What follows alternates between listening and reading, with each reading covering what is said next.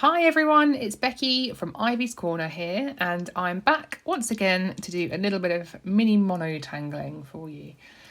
Today's tangle is going to be a grid tangle, and it is a tangle called Decks, which some of you might know, but I thought I would go ahead and do a little demo of it for you.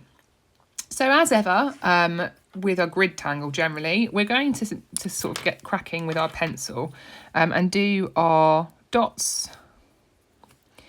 And we're going to do a border, and we are going to ink this border in a second and redefine it. It's not particularly even, but never mind. I'm going to go fairly large with this. I'm going to eyeball the line and kind of work out, sort of divide it into thirds roughly. So roughly there and roughly there. Just kind of, it doesn't have to be precise. All kind of lends to the hand-drawn element of Zentangle. And then I'm going to redefine this border with my pen.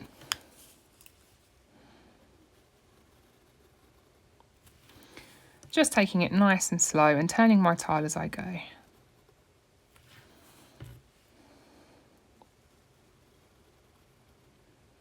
And then I've sort of lost some of these dots, but it's okay, it's not a problem. I'm going to redefine it. So I'm going to come from this dot to this dot here, roughly, and then the same. And then turn the tile. You can see it's not even, but I'm not bothered. These things don't have to be perfect. So there is my rough 9 square grid 3x3. Now once we've done our grid, I am going to just do little dots in the inside of the square like this, and I'm going to join those to create another square. So a little square within a square. And once I've done that, I'm then going to join the corners of the small square to the corners of the large square. This is much like any fragment. I'm going to show you the first fragment of this grid tangle, and then we can kind of repeat it in the subsequent fragments. In fact, actually, let's repeat this stage with all of them. So we're going to do 4 dots to kind of mark out where our square would be, and then join them together. And then join the corners together. And then repeat that here. And that's one of the reasons I enjoy grid tangles, actually, is just the level of repetition. Like, once you've drawn the first pattern, it's just repeating it. Maybe you're going to mirror it depending on the fragment or the tangle that you're drawing, but there's just that nice kind of meditative element of repetition. So I'm doing the dots, joining them together, and then joining the corners of my little square, the corners of the inner square to the corners of the outer square. 4 dots. I mean, you could freehand square if you wanted to. That would not be a problem at all. But I really like even just this fragment. I think it's really cool, and it would be a fun one. It would be fun to shade it anyway, but just even like this you could shade it, but there is a little bit more we're going to add to Decks. You kind of get these cool meta patterns when you create grid tangles. You can see these kind of squashed hexagons coming in as a part of the pattern.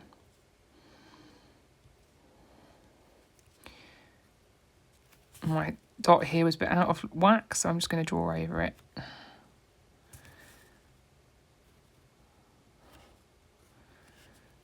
Join these corners together.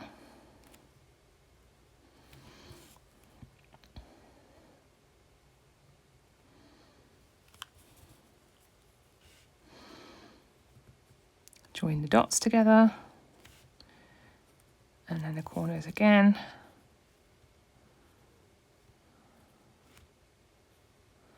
And then the last one joined together.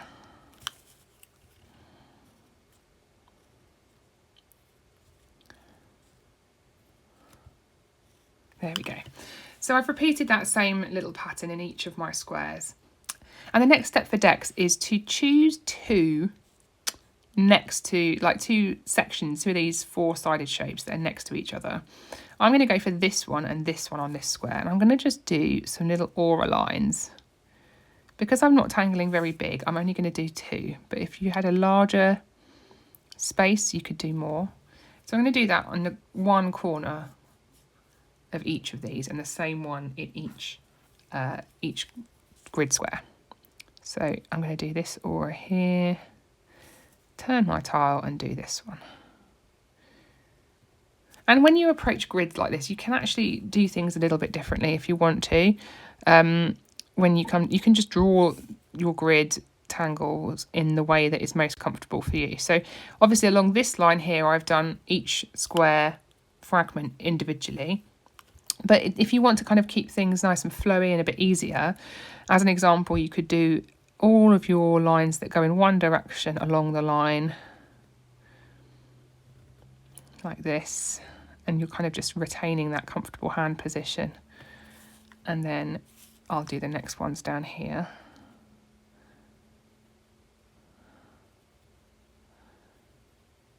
And here. And then I'll turn my tile and I can do all of them across in this direction.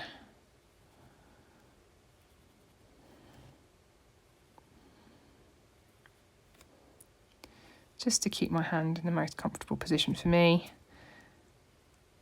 without having to constantly turn my tile back and forth. There we go. So that is the basic line work of decks, but actually I'm also then going to ink in these central boxes. So this can be quite a dramatic tangle, but I mean you don't have to ink this in if you don't want to. You could leave it open. You could wait and just add shade instead of the ink space. There are lots of options when it comes to filling it in. And you know, if you follow my video to create some of these tangles, these mini tangles, if you want to experiment and try different ways of doing things, or you want to combine more than one tangle in a kind of a tangulation, it's called, like doing an element of one tangle and then adding in a different element of another tangle, then you know that is to be encouraged. You know, that's basically what Zentangle is all about. It's taking the ideas that I present or anyone else presents you, and then using them as a springboard for other things that you might want to try. Or perhaps you try a tangle and you think, oh, I wonder what would happen if I did this with like curved edges. Like what would happen if I did circles in the middle? Or what would happen if I tried using a different colour ink? Or if I filled it in, you know, a triangular sort of space. Like there's all sorts of things that you could try. And really, when I say I'm teaching, I teach Zentangle, but I'm also just making suggestions and giving ideas for inspiration for people to take on and create things in their own way. And actually, you know, whenever you follow my lessons, whether that's on YouTube or on my website, my courses, it's, you know, I always think it's amazing to see how people follow the same lesson and just end up going in a completely different direction. And that's another reason I always encourage people to share what they've done, because I just find it amazing to see how people interpret instructions differently, or they are inspired in the middle of doing some drawing to create something completely different or to go off piste. And I think that's really fascinating. And it's not a technical art form, it is just pen and paper. And if the inspiration takes you, then, you know, see what you can create and what you can do with it. So we're nearly there with our inking in. And in a way, this almost doesn't really need shading, this particular tangle, because the line work and the ink is sort of doing the shading work for us, really. But I will add just a touch of shading because, you know, why not? There we go, nearly there. Okay, and that just looks so effective already, doesn't it? I'm going to then pick up my pencil and I'm going to go into these areas where we've already got our lines, our aura lines, and just add a touch of shade.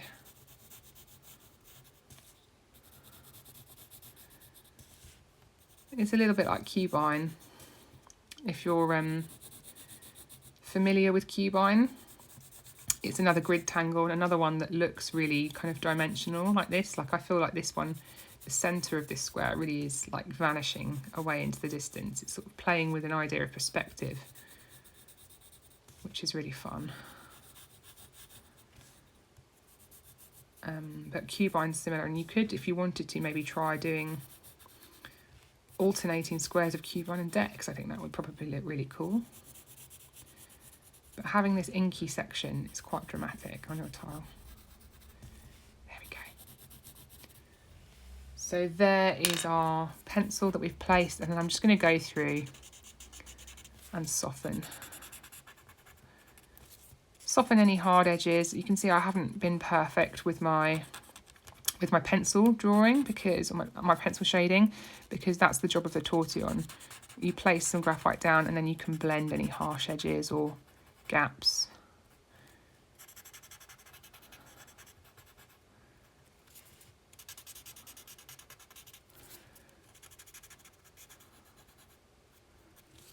There we go.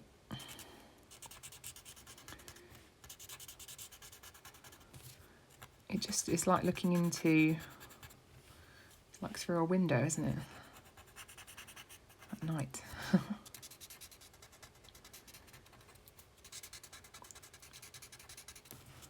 There we go. And one final one.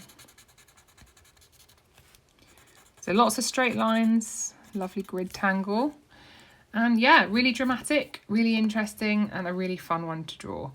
Now, don't forget to like and subscribe if you like this video. I post more of these quite often, fairly regularly, and sometimes try to combine them together into a larger tile to show you as well.